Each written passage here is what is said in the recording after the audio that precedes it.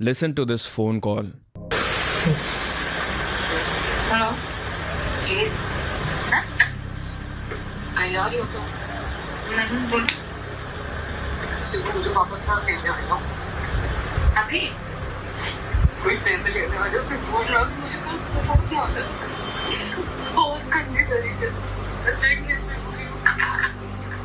हाँ? बहुत मारा कर उसने मुझे पी के आया, बहुत डिस्टर्ब करना नहीं संभाला, मुझे आके ले जाओ।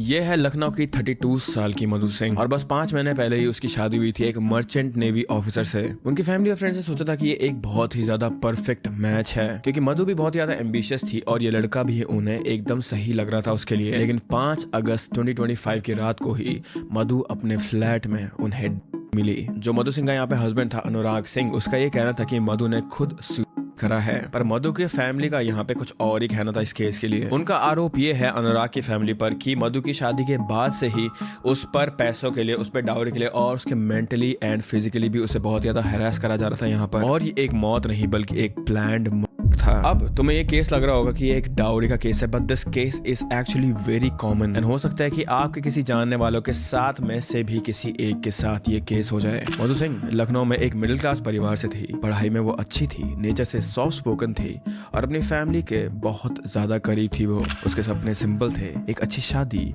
एक प्यार भरा घर और अपनी जिंदगी अपने टर्म्स पे जीना। उसके फ्रेंड्स और फैमिली ये चीज कहते थे कि मधु एक बहुत ही ज्यादा ग्राउंडेड लड़की थी, वो बहुत ज्यादा घरेलू थी और उसने अपनी जिंदगी बहुत ही ज्यादा डिसिप्लिन में बिताई थी। सो ज्यादा पार्टी कल्चर या फिर ऐसा आउटडोर लाइफस्टाइल उससे इतना पसंद नहीं था। उसका मन ज्यादा अपने परिवार के साथ, अपने घर के कामों में या फिर ज्यादा अपने करियर पे ही होता था ना। क्योंकि अब मधु की साथ ही साथ एज भी हो रही थी, अपने करियर पे ध्यान देने के बाद भी उसकी एज हो रही थी, तो उसे अपने फैमिली कनेक्शंस के थ्रू एक मर्चेंट नेवी फैमिली से रिश्ता आया था। और ये रिश्ता था अनुराग सिंह का, जो एक मर्चेंट नेवी में सेकंड ऑफिसर था, which means that he was a navigator officer. ये लड़का काफी सेटल लगता था जिंदगी में। मर्चेंट नेवी का नाम सुनते ही लोगों के दिमाग में एक इमेज बन जाती है, राइट, कि अच्छी सैलरी होगी, वर्ल्ड ट्रैवल करने को मिलता होगा, स्मार्ट यूनिफॉर्म पहनता होगा लड़का और एक उसका सिक्योर फ्यूचर होगा।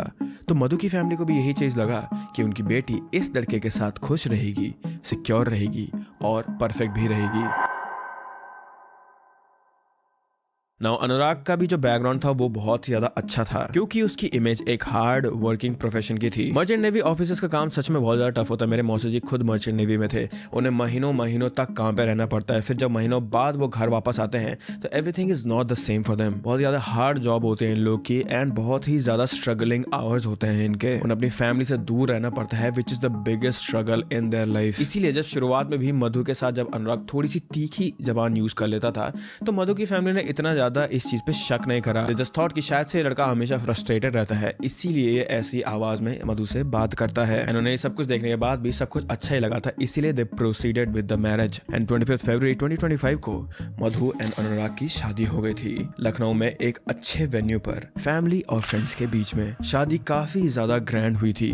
फोटोज में आप देख ही सकते हो कि ये दोनों कितने ज्यादा खुश लग रहे हैं। मधु के लिए ये एक नई शुरुआत थी, अपना घर, अपना पति और एक नई जिंदगी। शादी के बाद दोनों गोमती नगर एक्सटेंशन में एक मॉडर्न फ्लैट में शिफ्ट हो गए थे। अनुराग का काम ऑफ शोर्स का होता था, तो कभी वो घर होता था, कभी असाइनमेंट्स पर होता था। लेकिन शादी का वक्त मधु के लिए उतना स्मूथ नहीं जा रहा था जितना उसकी फैमिली को लग रहा था। रिपोर्ट्स के मुताबिक शादी के बाद अनुराग और उसकी फैमिली ने मधु से 15 लाख की डिमांड की थी। मधु का परिवार फाइनेंशियली इतना स्ट्रांग नहीं था, इसलिए उन्होंने 5 लाख दिए उन्हें पहले, पर पैसों का प्रेशर वहीं खत्म नहीं हुआ। मधु की मां ने पुलिस को बताया कि अनुराग उसे बार बार मेंटली हैरास करता था। कभी उसके कपड़ों को लेकर कमेंट करता था, कभी उसका खाना सर्व करने के तरीकों को लेकर कमेंट करता था, तो कभी छोटी छोटी बातों पर उससे आर्ग्यूमेंट करा करता था वो। सबसे ज्यादा डिस्टर्बिंग बात यहाँ पर यह थी कि मधु ने अपनी माँ और बहन दोनों को ये चीज बताई थी कि अनुराग उसे अल्कोहल पीने के लिए फोर्स करता था, जो चीज मधु को बिल्कुल भी पसंद नहीं थी। इसके अलावा वो मधु के सोशल मीडिया और फोन एक्टिविटीज पे नजर रखता था, उसके कौन कौन दोस्त है इस चीज पे नजर रखता था और उसे काफी हदों तक रिस्ट्रिक्ट भी करा करता था वो। एक बार तो मार्च 2025 में मधु ने अपनी बहन को मैसेज किया कि जल्दी आ जा वरना ये आदमी मुझे मार देगा। मधु के परिवार का ये भी कहना है कि एक टाइम पर मधु प्रेग्नेंट भी हुई थी, लेकिन अनुराग ने उसे प्रेगनेंसी टर्मिनेट करने के लिए फोर्स किया था। ये बात उन्होंने पुलिस को अपनी FIR में भी लिखवाई थी। नाउ ऐसी सिचुएशन में एक न्यूली वेड औरत का आप इमोशनल स्टेट काइंडा मेजर कर सकते हो कि वो कैसी रहती होगी। सबसे पहले तो एक नया घर होना, ऊपर से उस नए घर में आपको अपना ना फील होना, फिर उसके ऊपर से हरासमेंट, रिस्ट्रिक्शंस, अपने घर वालों से बात ना करने देना, दोस्तों से बात ना करने देना, एंड फिर हर एक चीज के लिए आप पे ही शक करना। It must have been help for her. पर मधु कुछ भी करके इस घर में बस सरवाइव करती ताकि उसके घर वालों को प्रॉब्लम ना हो। बट फिर 5 अगस्त आया। मधु अपने फ्लैट में ही थी उस समय। अनुराग का कहना है कि वो कुछ टाइम के लिए बाहर गया था और जब वो वापस आया तो उसने मधु को बेडरूम में फैन से लटका हुआ पाया था। उसने तुरंत पुलिस को कॉल करा और पुलिस वहां पे आई, लेकिन पुलिस के आने से पहले ही अनुराग और अनुराग की फैमिली वालों ने उसकी बॉडी, मधु की बॉडी फैन से नीचे निकाल दी थी। अनुराग ने पुलिस को वहां पे स्टेटमेंट दिया कि मधु ने अपनी ही जान ली है, शायद से डिप्रेशन की वजह से। लेकिन मधु का परिवार इस बात से बिल्कुल सहमत नहीं था। उनका कहना था कि मधु मेंटली बहुत ज्यादा स्ट्रांग थी।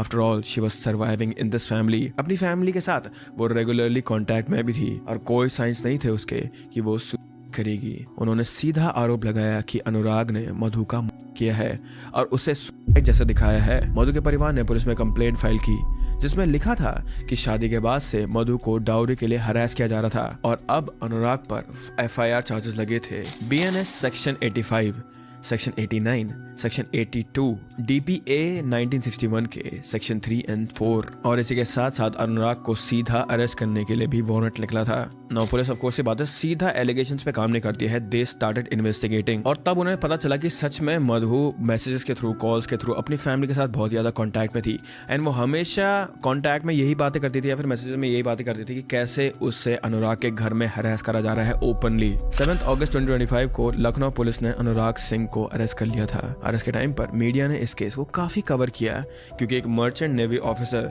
जो कि ऑलरेडी काफी वेल ऑफ होते हैं एंड काफी ज्यादा पैसा होता है उनके पास, उन पर डाउरी डेथ का आरोप लगा था जो कि एक हाई प्रोफाइल मैटर है। पुलिस के मुताबिक dowry demand, harassment, force abortion और अब्यूज के काफी स्टेटमेंट्स विटनेसेस ने भी दिए थे। मधु के मैसेजेस, व्हाट्सएप चैट्स और खुद अनुराग के वॉइस नोट ने प्रोसिक्यूशन का केस बहुत ज्यादा स्ट्रॉन्ग बना दिया था और यहाँ पर ये चैट्स एंड मैसेजेस एक बहुत बड़ा डिजिटल एविडेंस बन गए थे मधु के केस के लिए। बट यहाँ पर बात ये थी कि मधु की फैमिली के लिए सिर्फ एक लीगल केस नहीं था, उन्हें सिर्फ कुछ गेन नहीं करना था, यहाँ पर उनके लिए एक बैटल भी थी क्योंकि अगेन उनका ये मानना था कि एक बहुत ज्यादा केयरफुली प्लान्ड मर्डर था। मीडिया इंटरव्यूज में मधु की माँ ने रोकर बताया कि शादी के बाद से उनकी बेटी बदल गई थी। वो हमेशा टेंशन में रहती थी, कॉल्स में रोती थी और कहती थी कि उससे अपने पति से डर लगता है।